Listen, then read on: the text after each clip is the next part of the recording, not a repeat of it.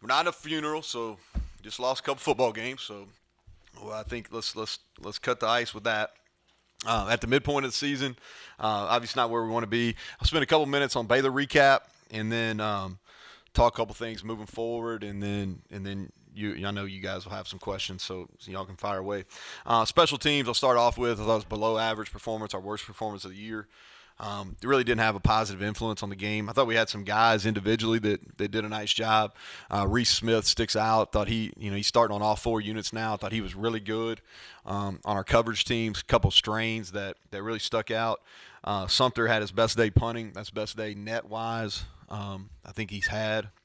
And we did a good job limiting Ebner. He had one decent return where we missed a location. Tried to steal possession with the onside kick. Obviously not well executed. And then our return teams just weren't good enough. We didn't give them a chance. Disappointed in our kickoff return team, especially because we showed some bright spots early, but we did not block them very well. Defensively, the worst game of the season. Baylor had a good plan, and here's the thing: like I'm going to talk about the negatives on us, but in that same token, like Dave Aranda, Ron Roberts, Jeff Grimes, those guys, they had a really good plan against us. So I don't. So anybody that's listening from Baylor, like I don't want to take any away from them. They played their best game of the year, in my opinion. But at the same time, we didn't play very well. We didn't up front. They did a good job neutralizing our front, which you all know is a strength of our defense. And they did a good job of getting five wide and getting the ball out fast, or max protecting, and getting on double teams with guys. I thought they did a nice job of that. But we lost some battles up front. And we missed. I think we had 3 times where we had an opportunity to get interceptions. We didn't, and our lack of takeaways is really hurting us. And then we didn't tackle real well in space, and obviously we didn't cover them. And we talked about that after the game. Offensively, continued just to be very inconsistent. We struggled up front, especially on the right side. Number 8, Petrie, who I knew going in the game. We tried to neutralize him and a lot of things we were doing. He still found a way to make some plays, which credit to him. We had way too many negative plays, missed some opportunities in the red zone. Just inconsistent, and you can watch it on tape. We do some things well, and then out of the blue we'll do the same thing that we did well. 2 plays ago we'll make a mistake on it, and so it's that part of it is very frustrating. Kind of moving forward by week, I think it comes at a good time. Physically we're beat up. I think emotionally spent. I think it's very frustrating. This is going to be gave them yesterday, Sunday, and Monday off. So this afternoon will be the first time I've seen them. Seen the team. I've met with the staff this morning. Was out recruiting yesterday. But frustrated group, just talking to players on the phone and text, and then meeting with staff. I think everybody in this building is frustrated. Nobody likes losing. That's obvious. And I know our fans are frustrated. And this is the way I always think about it, right or wrong, is we're in the entertainment business. That's what we are. And when the product's not good, the people have an opportunity to complain, and that's probably what they're doing. And I don't blame them. It's no different when you go to a restaurant and food's not good, or you watch a movie and it's not good, or however you get your entertainment. When the product's not good, you get complaining. But it's not entertainment for us. It's our livelihood, the people in this building each and every day. And our job is to get it fixed. And can't be reactionary. I think that's the world we live in. Everything wants to be reactionary now. Well, you can't actually be that once you're in it. You have to find ways to fix it. We got to use this week. And this is the way that I approach bye weeks. Not only when we're struggling, but when we're doing well. I think you reflect what's going well, because we've had some good. We've had some good things. We haven't been as consistent, but we lost 3 games right at the end. And then we had a bad showing on Saturday. So you reflect what's been good and bad. I think you do it from an individual perspective. You do it from each phase of the game. You repair what we can fix. I think that's a big piece of it. You got to repair. And then the last thing is you readjust the plan moving forward. And so that's kind of where we're at. You reflect, repair, readjust. We got a lot of football left. We got half a season. Everything's doom and gloom right now. I don't think you approach it like that. From where I'm sitting, and when I sit in front of the team here at 2:45 this afternoon, it's like, I'm not going to be miserable. I think right now is the time to lead. It's easy to lead when things are going well. It's hard to lead when things are going poorly. And our performance on Saturday was poor. And right now is when we need leadership, not only from myself, but from our assistant coaches, from the leaders we have on our team. I think it's the time you lock in, you focus on your people.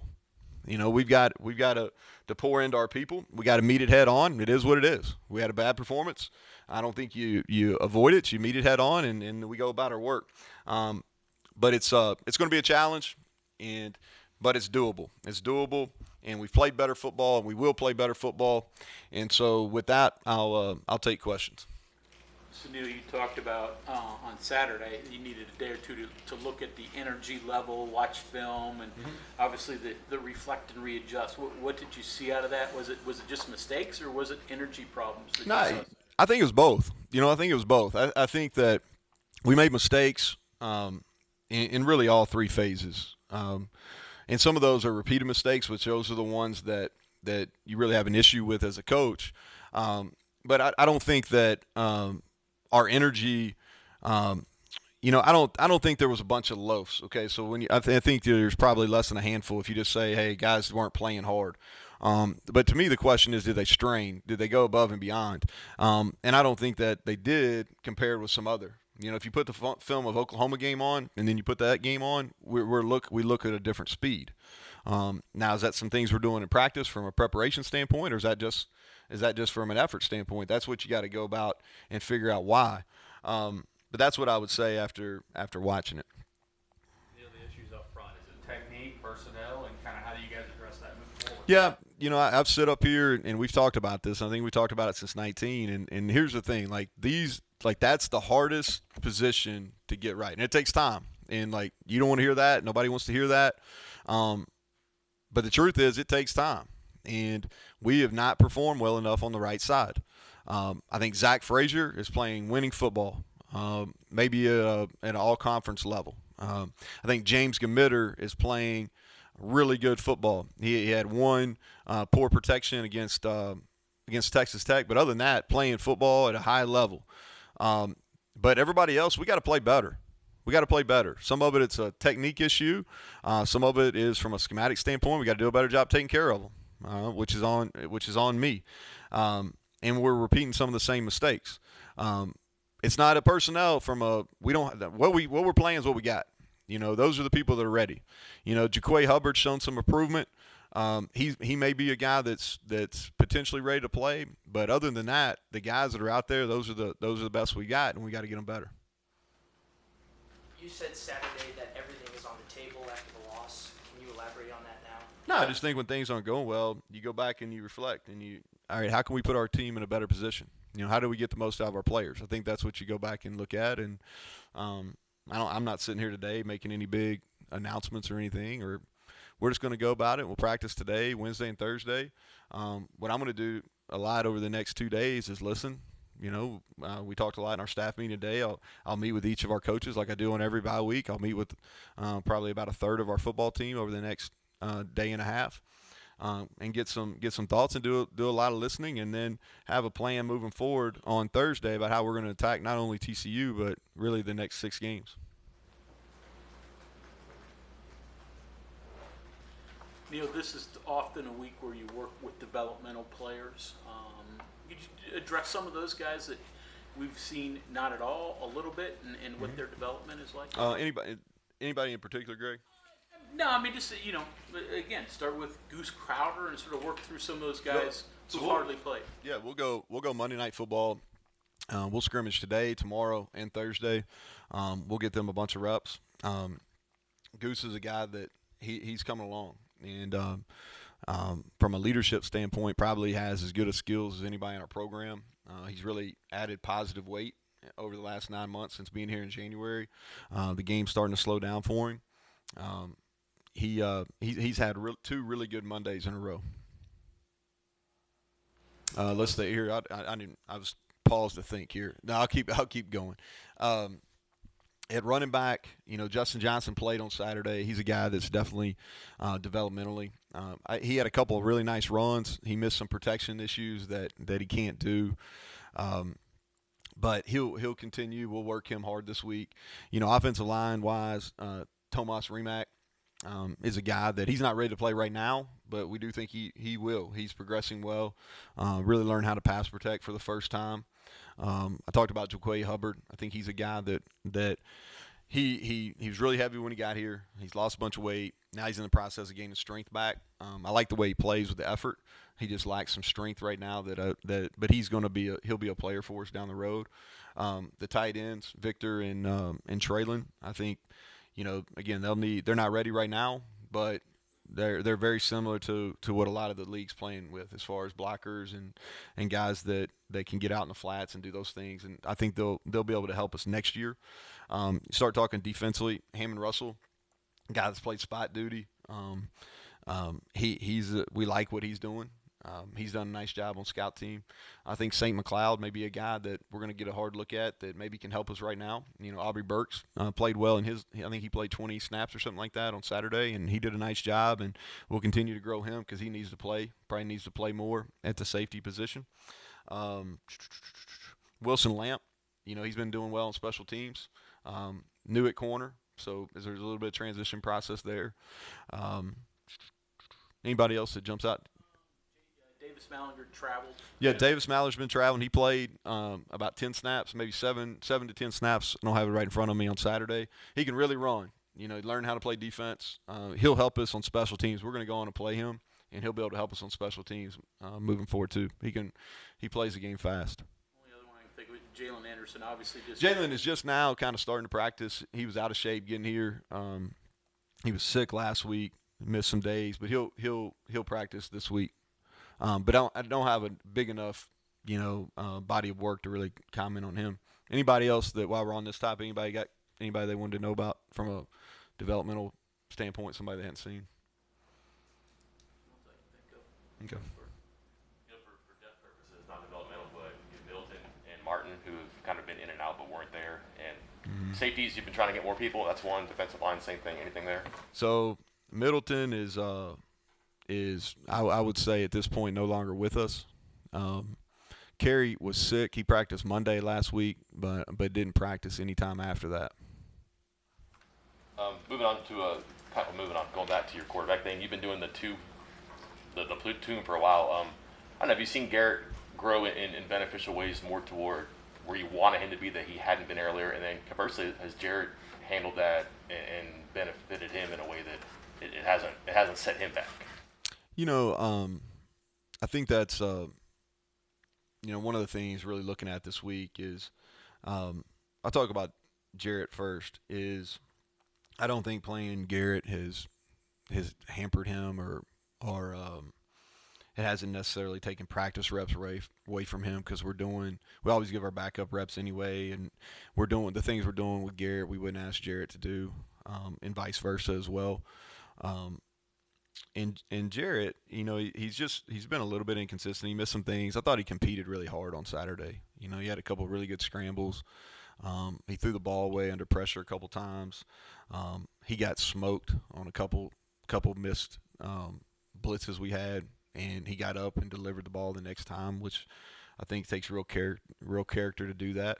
But he missed some, especially down the red zone. We had a couple opportunities to score touchdowns, and we didn't take advantage of those. Garrett in the run game, where he really struggled against Texas Tech with his run reads. I thought his run reads were much improved on Saturday against Baylor. But he's got to do what he's coached to do in the pass game. I'm all for the freelance, but he needs to go to 1 to 2 before he takes off and runs. And on Saturday, he just took a drop and then ran. The struggle is with him is the receiver group is playing by far and away. That's the most productive group on offense right now. And, he's got to be able to utilize them. And there's some things we can do with them in the run game, but they're open when he's playing, and he's got to be able to find them and get them the ball because, like I said, that's the most productive position group right now. Lenny Brown, a guy who ran for 1,000 yards last year, averaged 100 yards a game. This year, halfway through the season, averaging 70 yards a game. Not bad by any means, but how much of that has to do with maybe like the blocking, or is it just the defenses you guys are facing, or what do you think is contributing to the dip in the numbers? Yeah, I think a little bit of everything. So I still think Letty's a really good player. the defenses we played are quality defenses. Okay, so I'll say that. The early part of the season this year, from a defensive standpoint, it's probably set up a little bit different than a year ago. But I'll say this: we're not doing a good enough job creating movement for him. All right, we're not getting on some of the second and third level guys at tight end receiver good enough where he can break extended runs. We're not doing a good enough job hitting some of our play action passes, which relaxes some of those safeties where they can't fill in the box quite as quickly. I think those are all factors, and then I think that he's left some yardage out there too. All right, and so I think it's a little bit of everything. But for us to be successful, we've got to make sure he's more productive. Neal, bye weeks obviously are big for recruiting. What's the plan, heading into this Yeah, week? we had everybody out yesterday. We're using our evaluations day. I think we had 10 of our 11 out on the road yesterday. We got a high number out on the road on Thursday. And then everybody will be out on Friday, and we got some Saturday games as well. So, Also want to ask you about the new rule where you can recap some scholarships. How does that change things for you guys moving well, forward? it does change. There's some. I'm trying to get a good grasp on it because it's not as cut and dry. I thought it was going to be pretty cut and dry. If you've lost more than 7, then you essentially get 32, and you can sign those in December. But that's not. There's some fine print in there that's a little bit different. So I got to get a really good understanding on how we can use those. But we will have 32 available. I mean, y'all know we're down scholarships and all that kind of stuff. But we'll have 32. It helps. It definitely helps. It definitely is going to allow us to take probably another D lineman than we thought high school wise. It's going to allow us to take probably another high school and a transfer DB, another body at linebacker, probably 2 more wideouts. So it's definitely beneficial. When do you decide if those 32, how many of those are transfers, how many of those are high school guys? I mean, you have a pretty good plan normally. Do you have a plan yet? Yeah, I've got one, probably not one I'm ready to just say yet, Greg. I will say this, though. I really still believe this is like, from a development standpoint, man, we're going to have to fill some holes with some transfers, okay? But when you're dealing in the transfer world, all right, you're going to have some hits and you're going to have some misses, all right? And that's the same way as recruiting in high school kids. But in high school guys, when you have them, all right, you can get them in your program, okay, and you can develop them. So you're not, just because we're struggling, you're not going to see this wholesale. We're going to go transfers and large numbers. I don't think that's the right way to get to where we want to get to. And that's not negative on anybody that's doing it that way. I just don't think that's the right recipe. And I think we've got some guys that we've been able to recruit, and you're starting to see some fruits, and I think you'll see even more of them next year. But to answer your question in totality is, are we going to have to add some pieces in secondary and linebacker from the transfer portal? Yes, because we've got holes there that definitely need to be filled, right? Are we going to be aggressive in the transfer portal on offensive linemen? Yes. So we do, but it's still going to be – you're not going to see us – and I'm giving you a long answer here, but you're not going to see us go, hey, let's go get 15, transfer. That's not going to be the recipe for me anyway. You mentioned yesterday that I think the word used that you're in it for the long haul. Mm-hmm. Can you expand upon that? Has it been slower than you thought that it would be? Has things changed over time? No, I think this is I knew this wasn't going to be a quick turn, okay? And, nobody that's going to read what you write or on what everybody's typing on social media right now, that's not going to fire people up. Now, did I think we'd be able to win some games in the fourth quarter of the year? Did I think we'd be 2-4 right now? No. Did I think we were going to be 6-0? Probably not either. But I did feel like we would play better. and be able to close out some of these games in the fourth quarter that we simply have not. But I knew this was going to be a process, and I knew that early on. We made some turns last year, but I probably like defensively. I'll give you an example. Like Tony Fields was a difference maker for us. He erased some of our issues, and like Josh Chandler's he's playing really good football, but he's not an eraser with the speed that Tony Fields is. Okay, and so did I think that we'd be sitting here in a better record than 2-4? Absolutely. Did I think that we were going to arrive in year 3 and be at the top of the league? No, And now, do I believe with all my heart that we'll get there? Absolutely, I do. Is it hard to believe you guys haven't won a road game since that 2019 finale at TCU?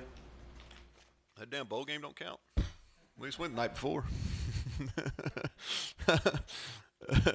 I'm counting that one. I'm glad. I'm looking glass half full today, man. Now, yeah, I mean, it is what it is. I do really count that Liberty Bowl just because we treat it like a night away game. But nah, we haven't. We've come close, but we haven't gotten it done. Okay, thanks, Cody. Is that it? You can go far away. You can finish up. We got. A couple things you mentioned. Offensive line, you have what you have, and I think you said reactionary. You don't want to be reactionary, so I'm not picking your words apart, but clearly not everything is on the table because some things can't or shouldn't be on the table. What isn't on the table?